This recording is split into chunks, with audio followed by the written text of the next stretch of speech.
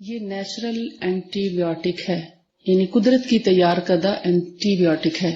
ایسی میڈیسن ہے جو بیکٹیریا کو مار دیتی ہے.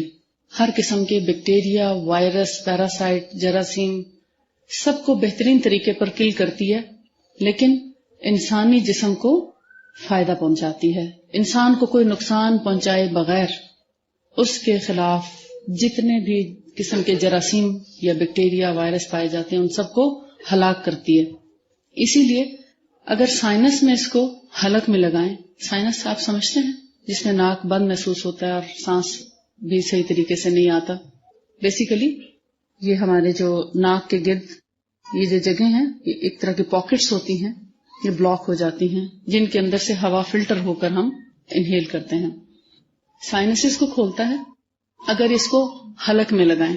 جیسے میں نے آپ کو طریقہ بتایا تھا کہ ایک تو آپ کھائیں بھی صحیح، 1 ٹیبل سپون کے قریب اگر آپ کھا لیتے ہیں تو اس کو گلے میں جب وہ اترنے لگے تو تھوڑا سا گلے کو چپکا لیں آپس میں. کیسے کریں گے؟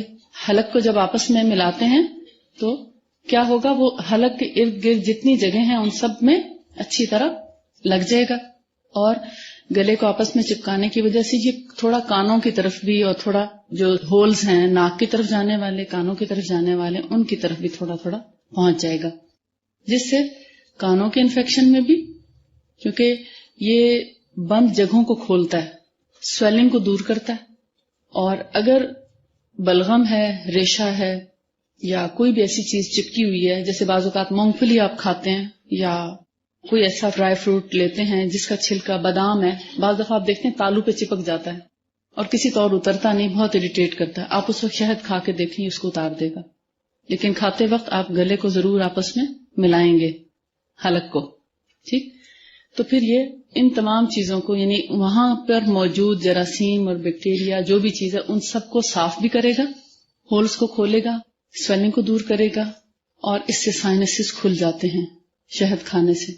پھر سور تھروٹ کو فائدہ دیتا ہے. سور تھروٹ آپ سمجھتے ہیں، گلے کی خراش جس میں آواز بھی خراب ہوتی ہے. خراش آپ سمجھتے ہیں اریٹیشن ہونے لگتی ہے، گلے میں کھچ کھچ شروع ہو جاتی ہے. جیسے ہی زکام کا آغاز ہو تو آپ ہنی کھا کے دیکھیں، آپ کو فوری طور پر یہ زکام کے خلاف آپ کے قوت مدافعت کو بڑھائے گا، اور ہو سکتا ہے 80 سے 90% لوگ کور کر جاتے ہیں، ان کو شدید زکام نہیں ہو پاتا، کیونکہ یہ جسم کو تھوڑا سا گرماتا بھی ہے، ٹونک بھی ہے قسم کے، اس میں بہت سے وٹامن ہیں.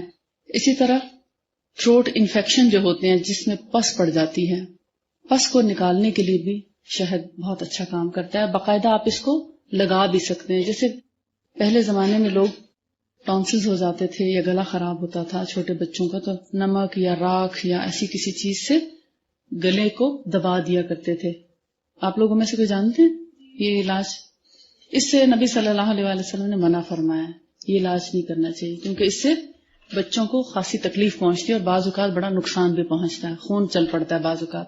اسے کہتے ہیں گلے میں چونکے لگانا، یعنی کسی بھی راکھ یا گلیسرین یا اس سے جو تالو ہے اس کو پش کر دیا جاتا ہے اوپر کی طرف. تو اس سے کیا ہوتا ہے، وقتی طور پہ گلا تو ٹھیک ہو جاتا ہے، لیکن کبھی کبھی وہ اتنا پھس جاتا ہے، یعنی اتنا انفیکشن ہوتا ہے کہ وہ پھٹ جاتا ہے اور اس سے پھر بلیڈنگ شروع ہو جاتی ہے، اور ہو سکتا ہے کہ وہ بلڈ لنگز میں بھی کسی طریقے سے چلا جائے انہیل کرتے وقت.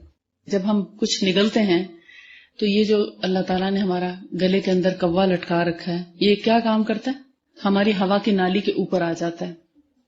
اس لیے ہوا کی نالی میں تھوک نہیں جاتا یا کھانا نہیں جاتا، اور کھانا ہم ایسوفیگس میں غذا کی نالی میں پہنچا دیتے ہیں، اور ہوا کی نالی کے اوپر کوا ڈھکن کا کام کرتا ہے. اگر یہ ٹوٹ جائے یا اس میں سے خون بہنے لگے تو یقیناً پھیپھڑوں میں خون جائے گا. جب یہ ڈھکنا بند کرنے کی کوشش کی جائے گی نگلتے وقت تو خون لنگس میں چلا جائے گا، تو ڈیتھ کا خطرہ ہے. تو اس لیے آپ صلی اللہ علیہ وسلم نے گلے میں دبا کر، یعنی کوئی بھی چیز کوئی دوائی کے طور پر، یعنی کوے کو دبانے کی اجازت نہیں دی، اور اس کے لیے بہترین آلٹرنیٹس بتائے ہیں، وہ انشاءاللہ ہم آگے کریں گے. فی الحال ہم شہد پر بات کر رہے ہیں، اور کیا کیا چیزیں ہیں گلے میں لگانے کے لیے وہ انشاءاللہ آپ کو بعد میں بتائیں گے. بہرحال یہ ایئر انفیکشن، سور تھروٹ، نوز اور تھروٹ انفیکشن کے لیے بہترین چیز ہے. سائنسز کو کھولتا ہے، بیکٹیریا کو بہترین طور پر کل کرتا ہے، اور اینٹی بایوٹک سے زیادہ اچھا کل کرتا ہے، کیونکہ اینٹی بایوٹک کے اپنے سائیڈ ایفیکٹس ہیں، اس کا کوئی سائیڈ ایفیکٹ نہیں، سوائے ان لوگوں کے جیسے میں نے آپ سے پہلے عرض کیا تھا کہ جن کو معدے کی جلن ہو، السر کا پرابلم ہو یا ایسیڈیٹی بہت زیادہ ہو، ان کو وقتی طور پر معدے میں گرمی کا احساس دلاتا ہے، تو ایسے لوگوں کے لیے پھر یہ سرکے کے ساتھ لینا زیادہ مناسب ہے، لیکن سرکہ بھی ایک محتاط کوانٹٹی کا ہو، کیونکہ سرکہ ڈائریکٹ کھانے سے بھی خراش ہوتی ہے، اس لیے میرے اندازے کے مطابق شہد اگر دگنا ہے اور آدھا سرکہ ہے، اگر لگانے کی بات ہے تو ایون سور تھروٹ میں بھی سرکہ کوئی ایفیکٹ نہیں کرتا اگر ہنی کے ساتھ ملا کر لیا جائے۔ ڈائریکٹ سرکہ ضرور تکلیف دے گا، لیکن ڈائریکٹ نہ لیں، اس کو شہد یا زیتون کے تیل کے ساتھ ملا کر ہی لگایا جائے۔ اور زیتون کا تیل ایسی چیز ہے جو آپ ڈائریکٹ کھا بھی سکتے ہیں، پی سکتے ہیں بغیر کسی چیز کے ساتھ ملائے۔